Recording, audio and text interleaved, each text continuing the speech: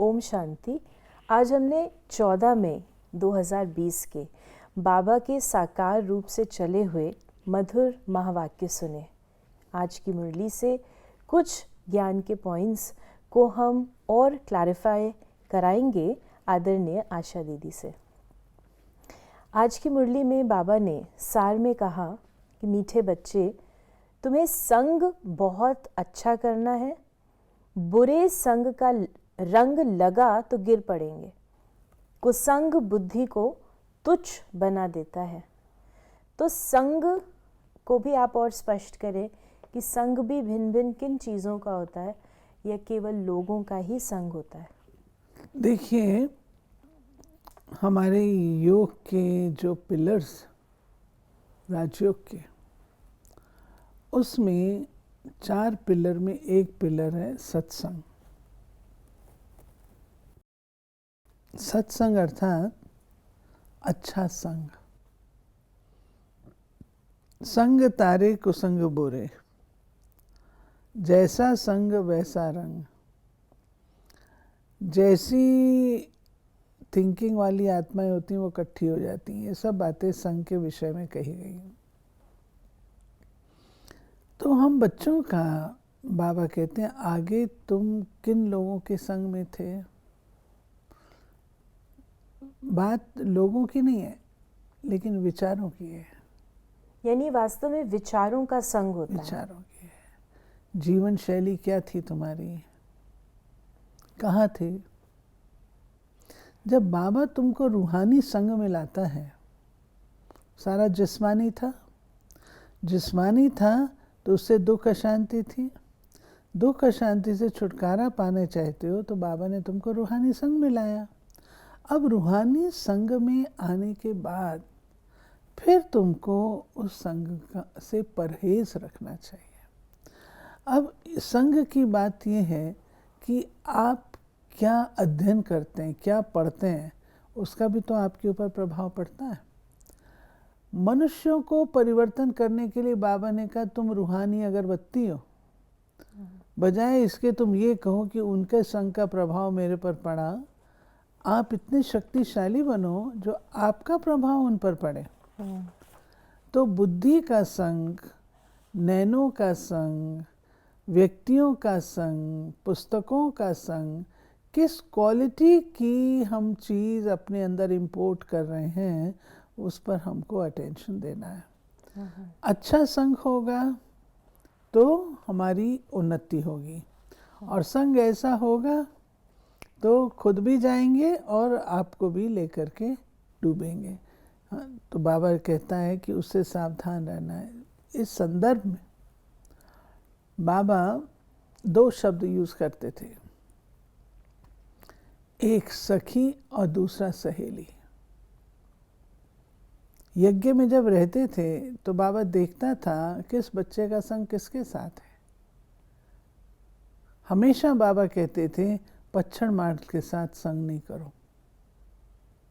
जिसने कुछ उन्नति का सोचना ही नहीं है, जिसने कुछ अपनी प्रगति का सोचना ही नहीं, उसका संग करके तुम क्या करोगे। तुम्हें संग उसका करना है जो तुमसे होशियार है, उनका संग करो। तो जो होती थी सखियाँ, सखियाँ आपस में उन्नति की बातें करती थी, यानी ज्ञान की बातें हो, अच्छी पॉजिटिव बातें हो। और जो होती थी सहेलियाँ, उनके पास पर चिंतन, पर दर्शन, ये सब कुछ खूब होता था। तो उसका क्या हाल होगा। इसलिए बाबा ऐसी आत्माओं की टोली को बड़ा रॉयल नाम देते थे,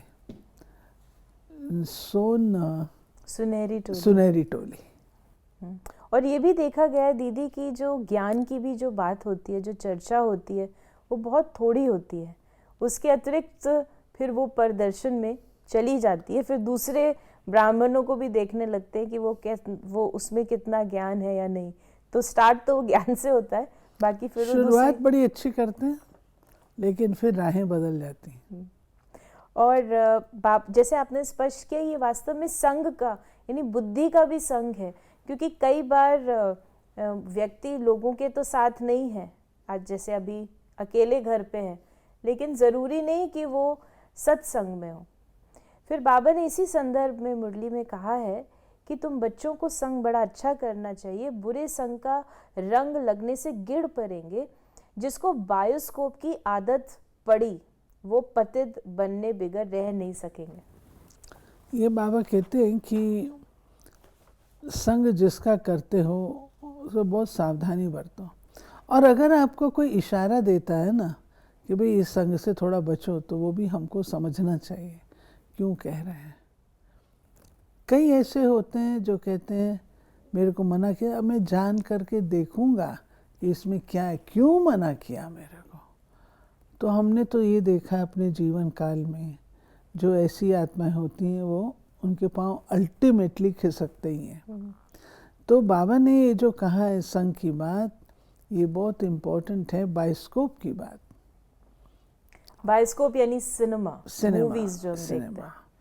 और आजकल है मोबाइल, नेटफ्लिक्स भी, मतलब ऐसे कई चैनल्स हैं Yes. जो अब घर पर बैठे हुए देख रहे हैं, यानी बाहर तो नहीं जा रहे, सिनेमा हॉल नहीं जाना होगा, जरूरत नहीं है, टीवी जरूरत पे तो आराम से देखते रहो। बात तो संग की है, बाहर आने जाने की नहीं है, बात संग की है। आप घर बैठे अगर मोबाइल पर मूवी वॉच कर रहे हैं या आप कुछ और देख रहे हैं, आप ये तो सोचो कि आपके अंदर जा क्या रहा है। और बाबा ने स्पष्ट बोल दिया कि अगर बायोस्कोप देखेंगे, आदत पड़ गई, हाँ आदत पड़ गई, तो जाने बिना रह नहीं सकेंगे, गंदी गलियों में चले जाएंगे ना। क्योंकि बार बार वो इन्फॉर्मेशन हमारे पास आएगी हाँ। और वो हमारे अंदर तो रहेगी फिर, इसीलिए बाबा इसकी हमें परहेज बताते हैं। पहली गलती ही नहीं करनी चाहिए। बाबा ने अपने जीवन का अनुभव भी कई बार मुरलियों में बताया है। हम लोग एक गलती करते हैं ना और उसको नज़रअंदाज कर देते हैं तो आदत पड़ जाती है। बाबा ने कहा कि पुण्य आत्माओं की दुनिया में पुकारते नहीं है कि कहाँ ले चलो।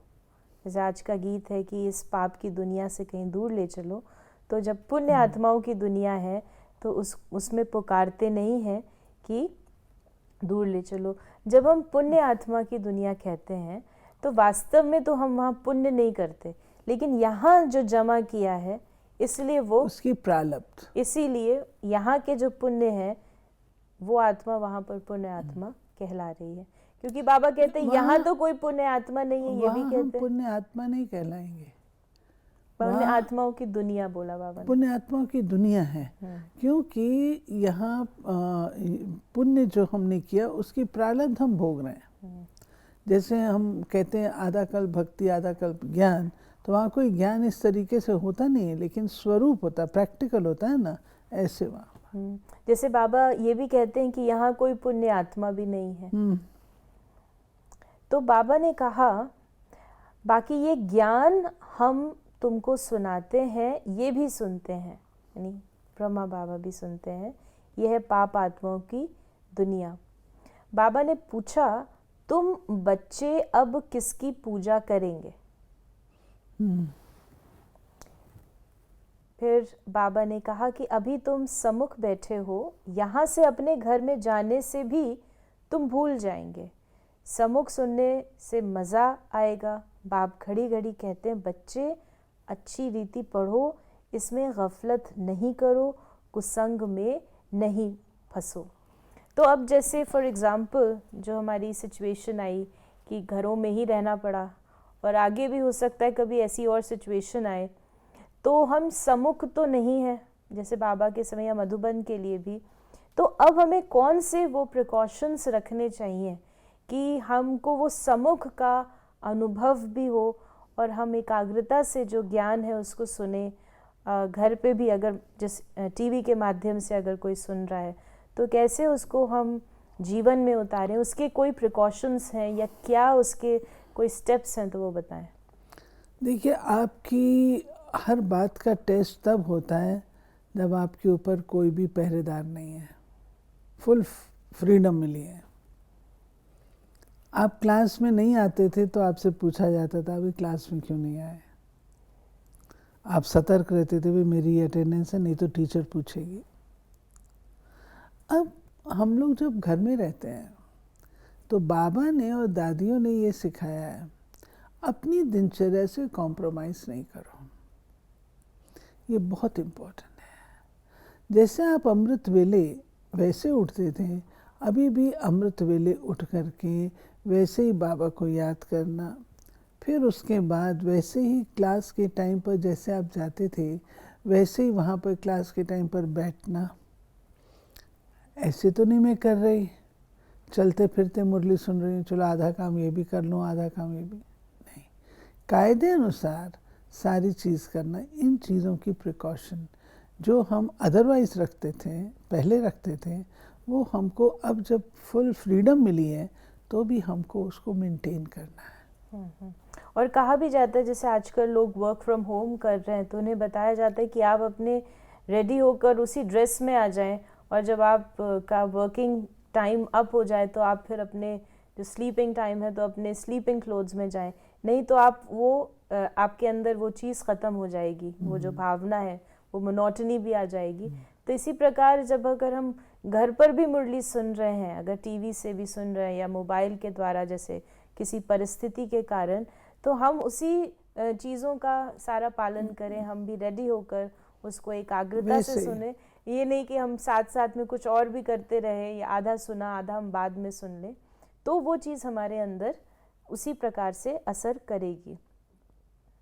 बाबा ने कहा कि जैसा बाप वैसे बच्चों को बनना चाहिए, यानी आप समान। हाँ, जैसे देखिए ब्रह्मा बाबा कहीं पर भी था। आपको ब्रह्मा बाबा की एक बात सुनाना चाहूँगी, जो बाबा ने कहा ना कि आपने प्रश्न पूछा जो, तो उस वक्त हम लोग क्या करें। ब्रह्मा बाबा का ऑपरेशन हुआ, सर्जरी हुई। नेक्स्ट मॉर्निंग बाबा ने कहा बच्चे तख्ती और पेन दो। बाबा तख्ती लेते थे, उसमें लिखते। बच्चों ने कल से भोजन नहीं किया है, उनको देना। बाबा ने सारी मुरली लिखी और वो भेजी। इसको कहते हैं ड्यूटी पर तैनात। कि शिव बाबा ने जब उसके रथ को अडॉप्ट किया तो वो अपने आप को इतना जिम्मेवार समझते हैं कि उन्होंने उस वक्त पर भी मुरली जो है वो भेजी। ऐसे ही बाबा कहता है कि जब आप अपनी दिनचर्या में होते हो तो दिनचर्या से कॉम्प्रोमाइज़ नहीं करना चाहिए। जो वक्त जिस चीज़ के लिए मिला हुआ है और रखा हुआ मैंने, उसी तरीके से करना। बल्कि जो हमारा ट्रैवल टाइम सेव हुआ उसमें हम और अधिक योग करें या कुछ और उसका अध्ययन भी कर सकते हैं। बाबा ने कहा कि तो बाप भी हिम्मत बढ़ाते हैं, बाप आए हैं सर्विस पर, सर्विस के लिए सब कुछ है। ये तो बाप का परिचय सबको देना है। बाप एक ही है, भारत में आया था, भारत में देवताओं का राज्य था। कल की बात है, बाबा कहते हैं कल की बात है। फिर ऐसे ही है ना, जैसे पहले तो हम लोग लाखों वर्ष कह देते थे, लाखों वर्ष का कल्प है, तो जिसकी ना स्टोरी ना आदि ना मध्य ना अंत, उसकी स्टोरी कौन याद रखेगा। स्टोरी हो ही नहीं सकती है उसकी। तो 5000 साल की तो स्टोरी हो सकती है ना। तब बाबा कहता है कि ये कल की बात लगती है। आज हम यहाँ पर हैं, कल ही तो हम सतयुग में थे और कल हम जाने वाले हैं। बाबा ने कहा एक होता है रियल लव, दूसरा है आर्टिफिशियल लव। रियल लव बाप से तब हो जब अपने को आत्मा समझें। अब तुम बच्चों का इस दुनिया में आर्टिफिशियल लव है। दुनिया में भी है, और कई लोग अपना आर्टिफिशियल लव का इजहार शिव बाबा से भी करते हैं। कैसे? दुनिया में तो है ही आर्टिफिशियल, उसमें तो कोई दो राय नहीं है। स्वार्थ वाला भी है और दुखदाई भी है। व्यक्ति पॉजेसिव सा हो जाता है। लेकिन शिव बाबा से जो हमारा प्यार है वो दैहिक नहीं है, आत्मा का है, और सदा कल्याणकारी, अविनाशी, अनकंडीशनल है। वो हमें हर हालत में, हर प्रकार से वो हमें प्यार करता है। और जब हम प्यार के पलड़े को देखते हैं, हमारा प्यार ज़्यादा है उसका, तो उसका ही पलड़ा भारी होता है कि वो हमेशा हमारे लिए साथ खड़ा हुआ है। रियल लव इसको इसलिए कहा क्योंकि वो दैहिक नहीं है, दैविक है। और वो जो बाबा ने कहा कि आर्टिफिशियल लव, इस संदर्भ में मैं ये कहना चाहूँगी, कई बच्चे कहते हैं बाबा हमें आपसे बहुत प्यार है। बाबा कहते अच्छा प्यार है तो मुरली रोज सुनते हो, रोज पढ़ते हो? नहीं बाबा कभी कभी या कभी कभी मिस कर देते हैं। इसको क्या कहेंगे? आर्टिफिशियल हुआ ना। ये बाबा कहता है रियल लव मीन्स बाबा की हर बात से प्यार, जिससे प्यार होता है उसकी हर चीज़ से प्यार होता है। उसके लिए ये नहीं कहा था कि हम नहीं कर सकते, ये नहीं कहा था, उसकी हर बात से प्यार होगा। बाबा ने कहा सर्विस करने वाले कभी भूख नहीं मर सकते। यस, जो सेवा करेगा, जो ज्ञान सुनाएगा, वो किसका कार्य करेगा? भगवान का, बाबा का। तो हम किसके एम्प्लॉय हो गए? बाबा के ना। तो बाबा थोड़ी ऐसा हमको छोड़ेगा। बाबा ने कहा तुम्हारी ईश्वरीय मिशन बड़ी सहज है। आधा कल्प रावण राज्य में हम बाप को भूल गए, अब बाप ने आकर सुजाग किया है। बाबा ने कहा ये ड्रामा अनुसार है, तुमको गिरना था, तुम्हारा भी दोष नहीं है। रावण राज्य में दुनिया की ऐसी हालत हो जाती है। ये बाबा संगम युग पर हमें रियलाइज कराता है। बाबा कहते क्या थे तुम और क्या बन गए? फिर बाबा कहता तुम्हारा दोष नहीं है, क्योंकि ये ड्रामा की नूंद है, तुम ऐसे आ गए, हर्जा नहीं। अब ये समझ रखो कि ये हम बन गए और ये बनना है, तो उसके लिए वर्तमान आपको मिला है, जिसको आप मैक्सिमम अच्छे रीत से यूज़ करिए और बढ़िया से बढ़िया अपने पद की तैयारी करिए। बाबा ने कहा मैं और कोई तकलीफ नहीं देता हूँ, एक तो बाजार की छीछी गंदी चीजें न खाओ, ये भी संग में आ जाता है, और मामेकम याद करो। ये भी बाबा ने हम बच्चों को योगियों का भोजन कैसा होना चाहिए वो सिखाया है। योगियों का भोजन सात्विक होता है, योगियों का भोजन शिव बाबा की याद में बना हुआ होता है, योगियों का जो भोजन है वो शिव बाबा को भोग लगा करके स्वीकार कराया जाता है। तो जब हम योगी बन जाते हैं तो बाहर जो हम पहले खाते थे उसमें तो सब कुछ होता था, प्याज लहसुन आदि सब कुछ होता था। क्या हम भगवान को भोग उसका लगा सकते हैं? देवताओं को क्या हम सलाद की बढ़िया सी प्लेट तैयार करके ले जाते हैं? विद अनियंस नहीं ना। तो जब आप स्वयं देवता बन रहे हैं तो आप ये सब कैसे स्वीकार कर सकते हैं? आप भी नहीं कर सकते, क्योंकि आप तो वो तो मूर्तियाँ हैं, आप तो स्वयं बन रहे हैं। तो इसलिए बाबा कहता है कि जो भोजन है उसके ऊपर बहुत अटेंशन। और बाबा ने भोजन का हमको बताया कि भोजन से जैसा अन्न वैसा मन, आप जैसा खाओगे मन वैसा बनेगा। एक सिंपल सा एग्जाम्पल है, आप देखिए माँ घर में खाना बनाती है, माँ जो खाना बनाती हैं वो किसी स्वार्थ से तो नहीं बनाती, कोई स्वार्थ नहीं, कोई उसको पैसा मिलने वाला नहीं है। वो भोजन और एक होटल का भोजन, आपको क्या पसंद आएगा? आज भी माँ के हाथ की रोटी सब बच्चों को याद है। क्यों? क्या चीज़ है? आटा दे गेहूँ ये तो सब तो वही चीज़ होती है, वो क्या चीज़ है? जो उसके अंदर प्यार है। वो हमें बाजार की चीज़ में तो नहीं मिलेगा, वो तो प्रॉफिट के लिए बनाया गया है। और गरम गरम भी मिलती थी।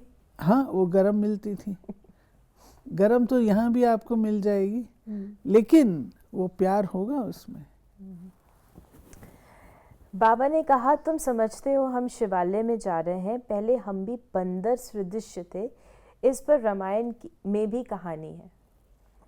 और बाबा ने कहा कि बाबा से राय कर सर्विस में लग जाओ, कोई मदद की दरकार हो तो बाबा दूल्हे लाल बैठा है। बाबा कहता है कि वो जो बंदर वाली बात है वो है कि वो जाते हैं ना, वानर सेना लेते हैं, तो वानर सेना वास्तव में नहीं है, कोई ऐसे थोड़ी है कि सेना लेकर के लड़ाई, लेकिन ये है वानर सेना अर्थात जो हम ऐसे बन चुके होते हैं। बंदर के अंदर सब प्रकार के विकार होते हैं, परंतु राम के संग से वो बंदर भी डिसिप्लिन कितने हो जाते हैं।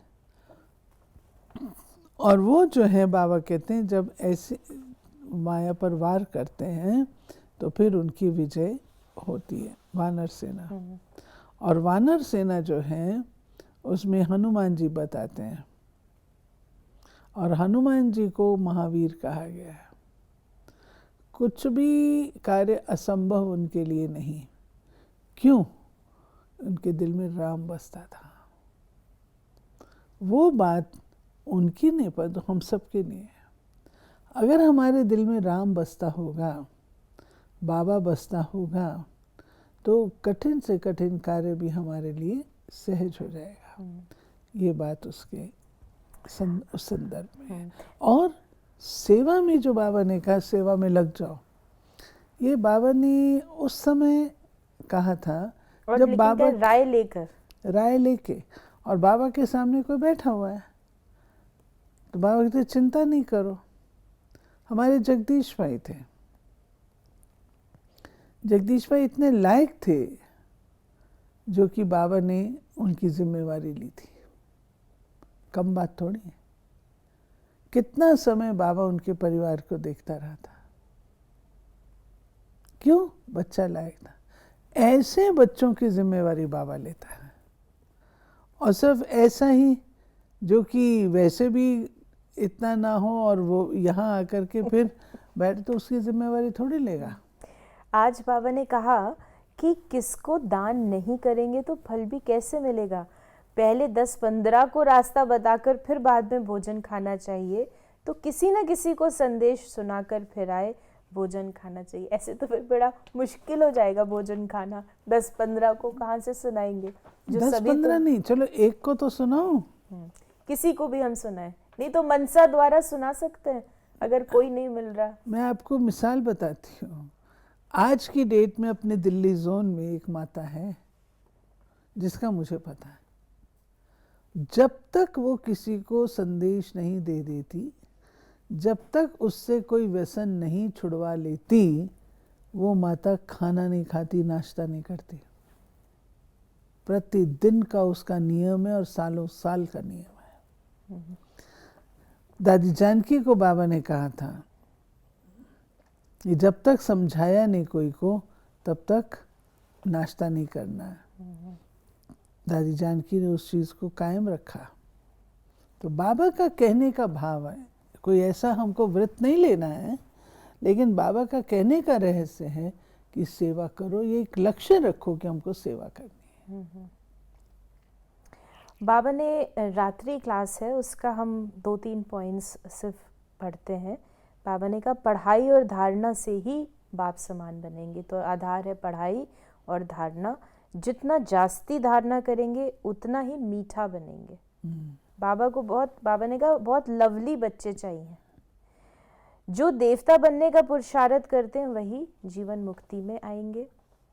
और बाबा ने कहा ये सुहावना समय भी आप देखेंगे जो अंत में फिर से साक्षात्कार होंगे। आज का जो वरदान है, जो बाबा ने हमें वरदान दिया मुरली में, परमात्म याद की गोद में समाने वाले संगम युगी श्रेष्ठ भाग्यवान आत्मा भव। संगम युगी सतयुगी स्वर्ग से भी श्रेष्ठ है, क्योंकि अभी का गायन है अप्राप्त नहीं कोई वस्तु ब्राह्मणों के संसार में खजाने में। बाबा कहते हैं, आज बाबा ने कहा संसार में एक बाप मिला तो सब कुछ मिला। अभी आप बच्चे कभी अतीन्द्रिय सुख के झूले में झूलते हो, कभी खुशी, कभी शांति, कभी ज्ञान, कभी आनंद, और कभी परमात्म गोदी में झूले में झूलते। परमात्म गोदी है याद की लवलीन अवस्था। ये गोद सेकंड में अनेक जन्मों के दुख दर्द भुला देती है। तो इस श्रेष्ठ संस्कार को सदा स्मृति में रख भाग्यवान आत्मा बनो। और आज का स्लोगन है, ऐसा सपूत बनो जो बाबा आपके गीत गाए और आप बाबा के गीत गाओ। हम बच्चे तो बाबा के गीत गाते हैं, बाबा भी गाते हैं जब सपूत लायक बन बच्चों जाते के, हैं, जो सपूत लायक बन बच्चों जाते हैं। और जो बाबा ने कहा कि जो लवलीन अवस्था है बाबा के याद की, उससे अनेक जन्मों के दुख दर्द भूल जाते हैं। तो हम उसी अवस्था में रहें और बाबा की उस गोदी को न छोड़ें। संगम युग भूलना नहीं चाहिए, कमाई का युग है, ये नहीं भूलना चाहिए। तो ये थे बाबा के आज के महावाक्यों पर और अधिक स्पष्टीकरण, जिसमें बाबा ने विशेष हमें संग की संभाल रखने को कहा। यदि आपको इस मुरली से कोई और अधिक स्पष्टीकरण चाहिए, कोई और प्रश्न है, तो आप अपने प्रश्नों को हम तक अवश्य पहुंचाएं। ओम शांति।